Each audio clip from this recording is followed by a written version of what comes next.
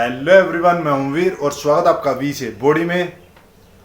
आज मैं आप लोगों को एक बहुत अच्छी चीज़ के बारे में बताने वाला भाइयों। कई बार हमें काफ़ी सारी चीज़ों के बारे में नॉलेज कम होती है, नहीं पता होता है कि आखिर ये काम क्या आती है हमारे शरीर में। तो मैं बात करने वाला हूँ चूने के बारे में। थोड़ा अजीब लग रहा होगा क्योंकि इसके फ़ायदों के बारे में हमें ठीक से नहीं पता होता। और मैं इसके बारे में क्यों बता रहा हूँ, क्योंकि काफ़ी स्टूडेंट आते हैं जिनकी कई सारी कंप्लेंट है जिम में। तो सबसे पहले बात कर लेते हैं कैल्शियम के बारे में। कैल्शियम एक तरह का माइक्रो न्यूट्रिएंट है जो हमारी बॉडी में रहने से ही दूसरे पोषक तत्व मौजूद रहते हैं। ये अगर विटामिन सी की बात करूँ मैं, अगर उसका असर देखना हो हमारे शरीर में तब कैल्शियम की ज़रूरत पड़ेगी। विटामिन ए का असर देखना हो तब भी कैल्शियम की ज़रूरत पड़ती है। या फिर विटामिन डी की बात करूँ या विटामिन बी की बात करूँ तब भी कैल्शियम की ज़रूरत पड़ती है। और जो हम प्रोटीन लेते हैं और वो सही तरीके से हमारे शरीर में काम आए तब भी कैल्शियम की ज़रूरत पड़ती है।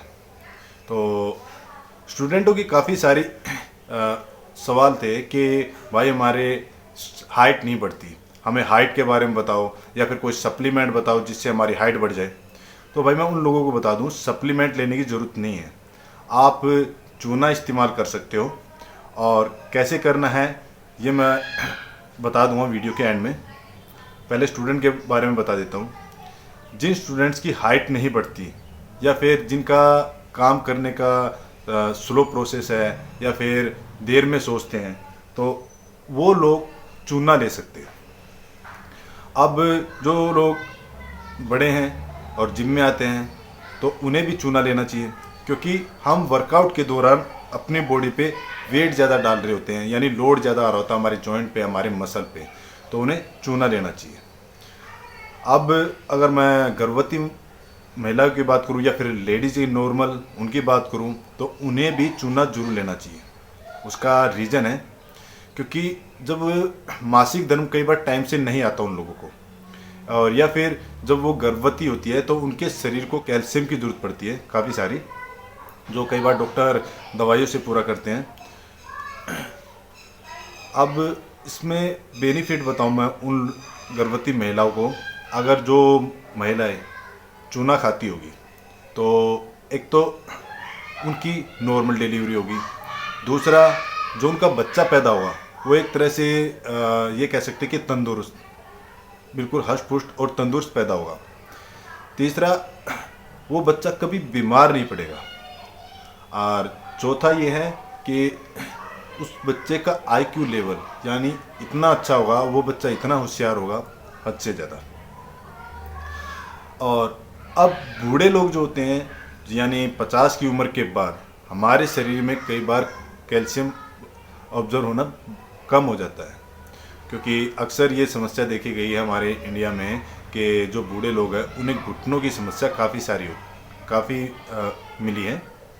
तो वो अगर चूना इस्तेमाल करें तो शायद हो सकता है कि उनके घुटनों में जो दर्द महसूस होता है वो कम हो जाए और ठीक भी हो जाए। अब मैं जिम में जाने वाले लोगों के बारे में बताता हूँ। कई बार क्या होता है कि जिम में जाने वाले लोग जो स्टीरॉयड साइकिल पे होते हैं, क्योंकि सभी को ज़्यादातर बॉडी बनाने का शौक होता है, क्योंकि मैं भी था। क्योंकि तो एक टाइम रेसलिंग के दौरान मेरा हाथ टूट गया था। रेसलिंग खेलते वक्त मेरा हाथ टूट गया था। तो अब क्योंकि मैं स्टीरॉयड साइकिल पे था, स्टीरॉयड साइकिल पे होने की वजह से कई बार डॉक्टरों ने मुझे मना किया था कि हम आपका ऑपरेशन नहीं कर सकते। तो जान पहचान करके ऑपरेशन कराया तो उन्होंने बताया मुझे चूने के बारे में। चूने में जब हड्डी टूट जाती है तो चूने में सबसे जल्दी जोड़ने की ताकत होती है हड्डी को, और जब टूट जाती है हड्डी तो और भी ज़्यादा मजबूत जुड़ जाती है। और ऊपर से स्टीरॉयड लिया होता है, तो स्टीरॉयड करता क्या है हमारी बॉडी में, एक तरह से बाहर से लिया हुआ हार्मोन होता है, तो ये अपने तरीके से काम करेगा। हमारी बॉडी में कैल्शियम बनना यानी कम हो जाता है, ठीक। तो उस कैल्शियम की पूर्ति आप चूने से कर सकते हो। कई बार स्टीरॉयड के बाद या फिर वैसे ही कुछ गलत आदतों की वजह से फर्टिलिटी की प्रॉब्लम या इरेक्टाइल डिसफंक्शन की समस्या सामने आती है, तो उसमें भी चूने को सबसे बेस्ट बताया गया है। अगर आप चूना लेते हो, जो लोग अपने पार्टनर के साथ सेक्सुअल या फिर फिजिकल रिलेशनशिप में होते हैं, तो अगर आप चूना इस्तेमाल करते रहोगे, लंबे टाइम तक इस्तेमाल करते रहोगे, तो जो आपके शुक्राणु हैं बॉडी में, उनको बनाने में ये आपकी हेल्प करेगा। और जो कंधे में दर्द होता है हमारे, या फिर कमर में दर्द होता है, या फिर हमारे नी में दर्द होता है, तो उसके लिए भी चूना इस्तेमाल किया जाता है। और इसके साथ साथ जो एक बीमारी है स्पॉन्डोलाइटिस, उसे भी चूने से ही ठीक किया जाता है, क्योंकि डॉक्टर ज़्यादातर उसी का इस्तेमाल करते हैं हड्डी टूटने पे या फिर स्पॉन्डोलाइटिस में। तो अब इसे लेना कैसे चाहिए? आप या तो इसे गन्ने के जूस में ले सकते हो, या फिर अनार के जूस में ले सकते हो। अनार के जूस में लोगे तो जो महिलाएं हैं उनके लिए सबसे बेस्ट है अनार के जूस में। और ये लेना आपको एक चावल के दाने के जितना, इससे ज़्यादा इस्तेमाल नहीं करना है, क्योंकि ये काफ़ी गर्म भी होता है। और या फिर ले सकते हो दही में, या फिर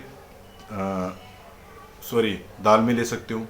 तो ये हुई बात कि इसे किस किस में ले सकते हैं, और गुनगुने पानी में भी ले सकते हो।